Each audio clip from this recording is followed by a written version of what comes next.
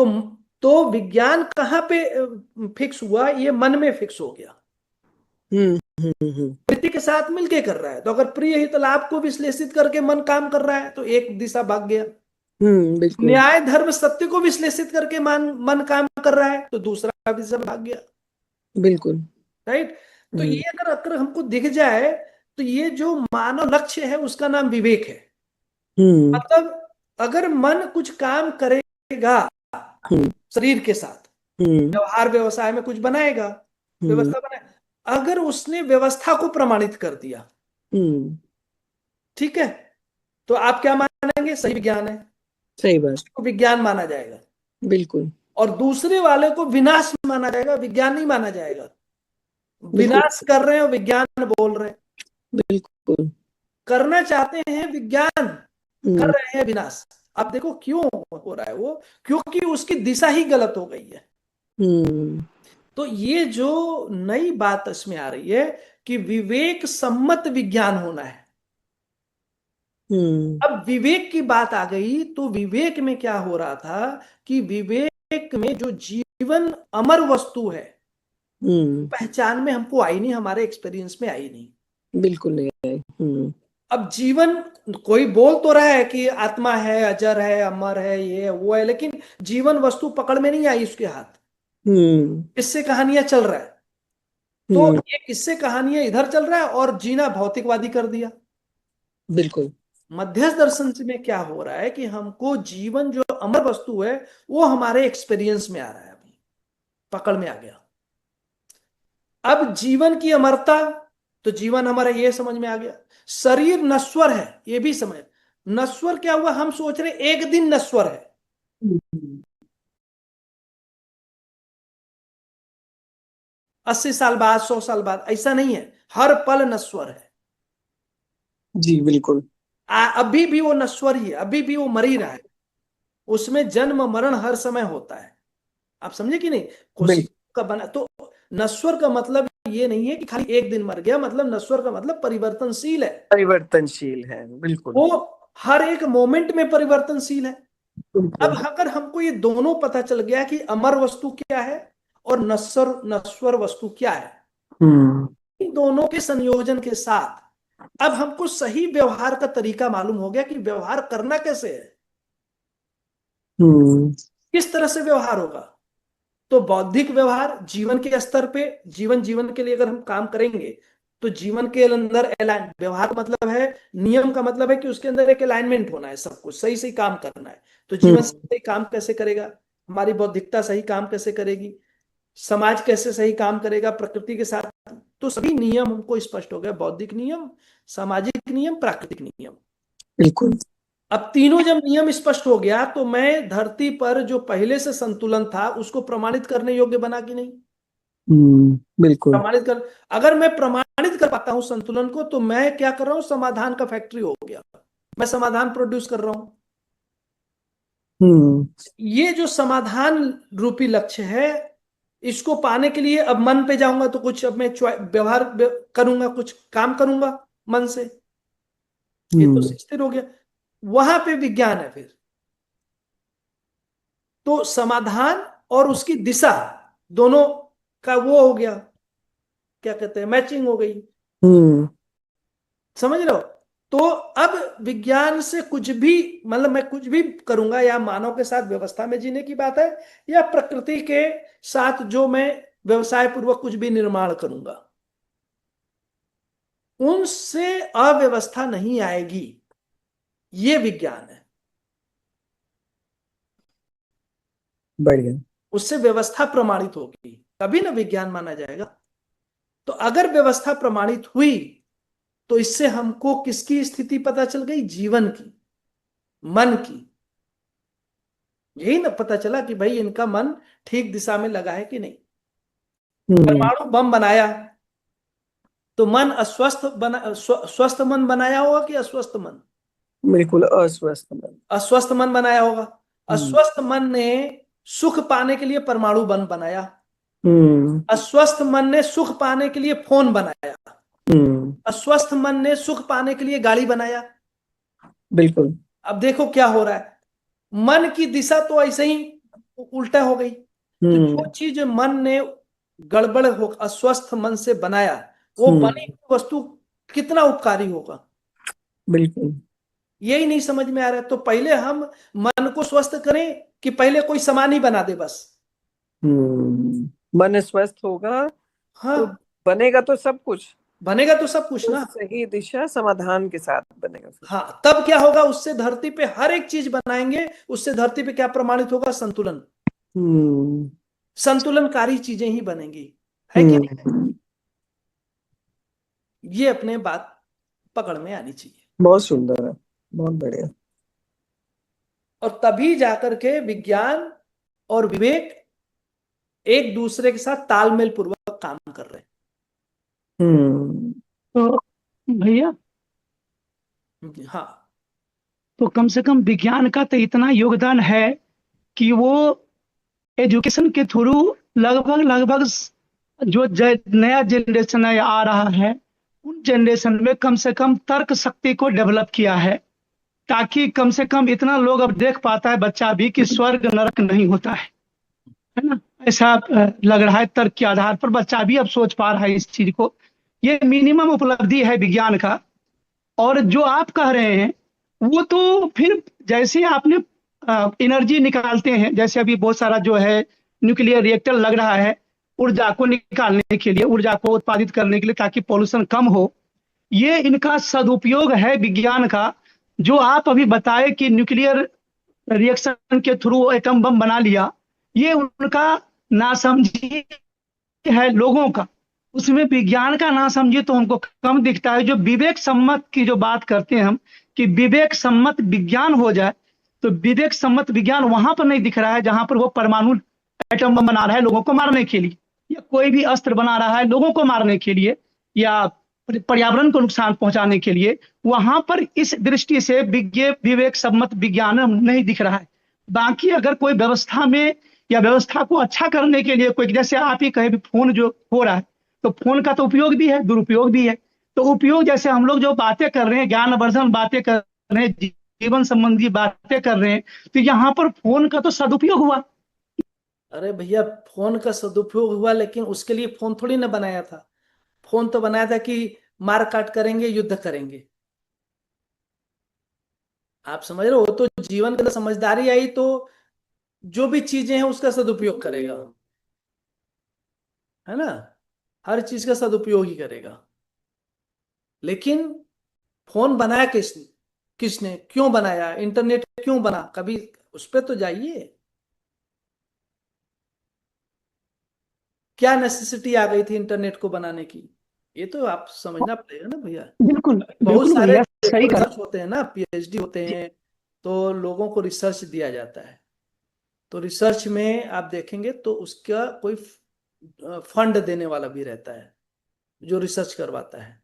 वो कौन दे रहा है, किस लिए दे रहा है,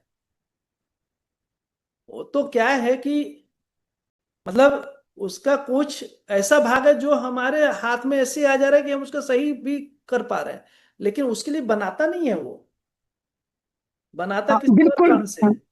भैया बिल्कुल सही कह रहे हैं, इंटेंशन पर आप शक कीजिए।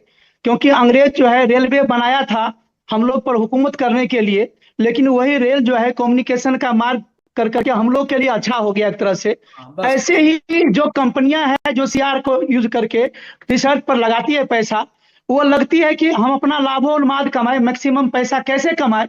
उसी में जल कल्याण छुपा हुआ है, जो नेचर का एक नियम है, या जैसे कह दीजिए हाँ अस्तित्व हाँ का बस नियम है। उसी से इवॉल्व होते जा रहे हैं हम लोग। और बस ज्ञान ज्ञान के क्षेत्र में ये बढ़ता जा रहा है, इनका इंक्लिनेशन जो है हाँ ज्ञान के क्षेत्र में बढ़ता जा रहा है आप लोग के थ्रू। बस। तो ऐसे क्या है कि विज्ञान शुरू से ही भैया वो राजाओं के शरण में गए लोग।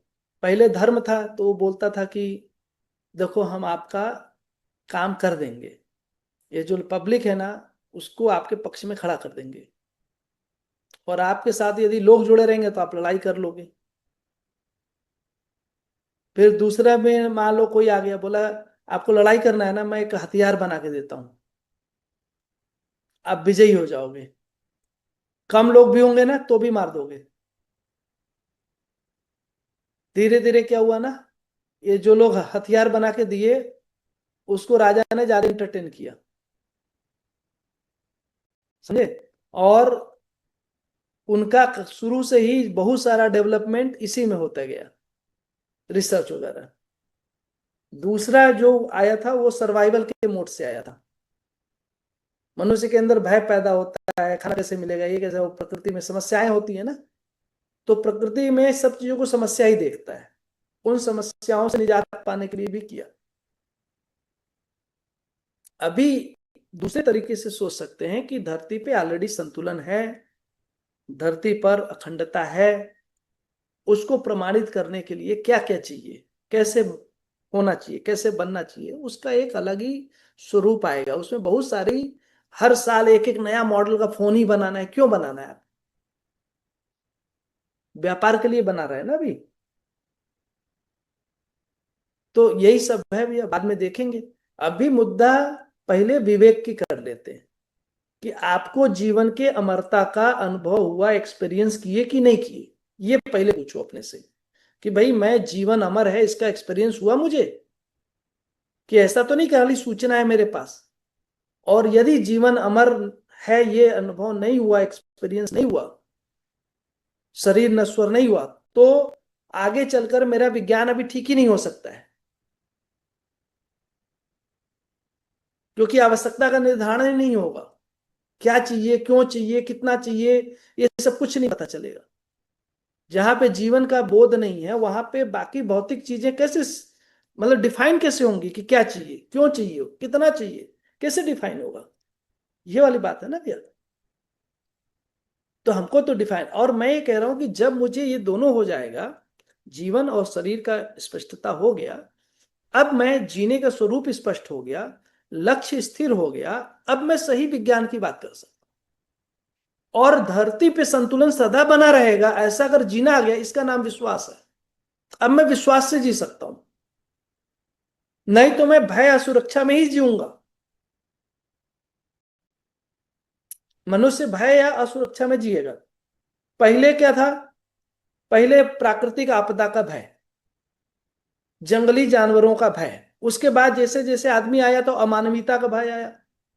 अमानवीयता से जब प्रकृति पे अत्याचार किया, वापस अब एक भय और आ गया अमानवीयता के बाद, वह है प्राकृतिक आपदा का भय, फिर से आ गया। पूरी दुनिया में क्लाइमेट चेंज, जलवायु परिवर्तन, ये सब बातें चल रही है ना, हीट वेव, अल्नीनो, पता नहीं क्या क्या लोग बोले जा रहे हैं। तो ये सब क्या है? ये दिखाता है कि अमानवीयता के कारण वापस प्राकृतिक आपदा का भय भी जुड़ गया फिर से। ये दोनों भय अभी मनुष्य में समाया हुआ है। तो जब तक मनुष्य में भय, भय या विश्वास, दो ही तरीका है जीने का। तो विश्वास से जीने का मतलब है कि धरती सदा बनी रहेगी, इस पे मानव सदा सुखपूर्वक जीते रहेंगे, जीवों के जीने की आशा बनी रहेगी, पेड़ पौधे सदा इसमें उनकी वृद्धि होती रहेगी, पुष्ट होते रहेंगे, और पदार्थ सदा बना रहेगा, सबका धर्म बना रहेगा। यही विश्वास की बात है।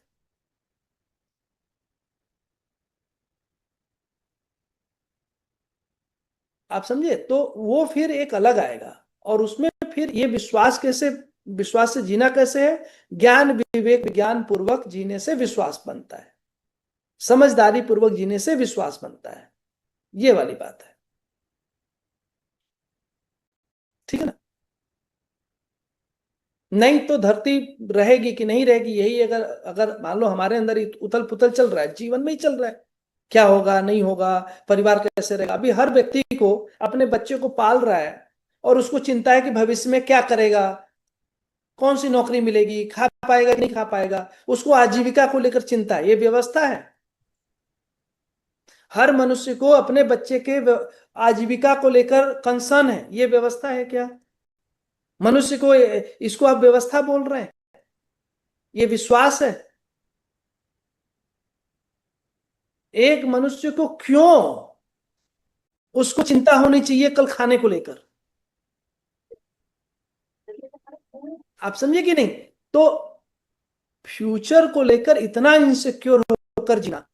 हमारे यहाँ जैसे हम लोग स्कूल अभी चला रहे हैं, लोगों को चिंता है मैथ साइंस, मैथ चाहिए, क्यों? वही सर्वाइवल का चिंता है उनको, कि भैया इतना कंपटीशन में जी पाएगा कि नहीं जी पाएगा, इसकी नौकरी लगेगी नहीं लगेगी, क्या करेगा कि नहीं करेगा, उसको चिंता तो हो रही है। ये जो चिंता हो रही है, भय हो रहा है, असुरक्षा का भाव दे रहा है, ये विश्वास है कि अविश्वास? इसको क्या क्या संज्ञा दिया जाएगा? तो एक मनुष्य को सुख पूर्वक जीने के लिए, समाधान पूर्वक जीने के लिए, समृद्धि पूर्वक जीने के लिए पूरी व्यवस्था बनी हुई है, इसका नाम विश्वास है। इसी को ना विश्वास बोलेंगे, कि हमको आज भी कोई दिक्कत नहीं लग रही, कल के प्रति भी आश्वस्ति है, और ये मालूम है कि सब कुछ बना रहेगा। कल मेरे पास पैसा नहीं रहेगा, लोग छोड़ के हमको भाग जाएंगे, हमारा संबंध टूट जाएगा। तो ये जो संबंध टूट जाएगा, या हमको लोग सम्मान से नहीं देखेंगे, लोग हमारे, ये जो फियर आ रहा है हमारे ऊपर संबंधों के कारण, ये विश्वास है कि अविश्वास? तो भाई मनुष्य का संबंध, जो भी हमारे संबंध है, सब बने ही रहेंगे, ये विश्वास की बात है, इसको विश्वास कह रहे हैं। वो केवल ज्ञानपूर्वक होता है, समझपूर्वक होता है, ये मैं कह रहा हूं। तो विश्वास क्या है? वर्तमान में विश्वास होता है, वर्तमानता रहेगी तभी ना विश्वास होगा। विश्वास का ये भी है कि फ्यूचर के प्रति आश्वस्ति लाती है। वर्तमान में जो विश्वास हुआ, उससे फ्यूचर के प्रति एश्योरेंस हो जाता है, तभी विश्वास होगा। फ्यूचर को लेकर हम एश्योर्ड नहीं है, क्यों? क्योंकि वर्तमान में विश्वास नहीं है। तो ये है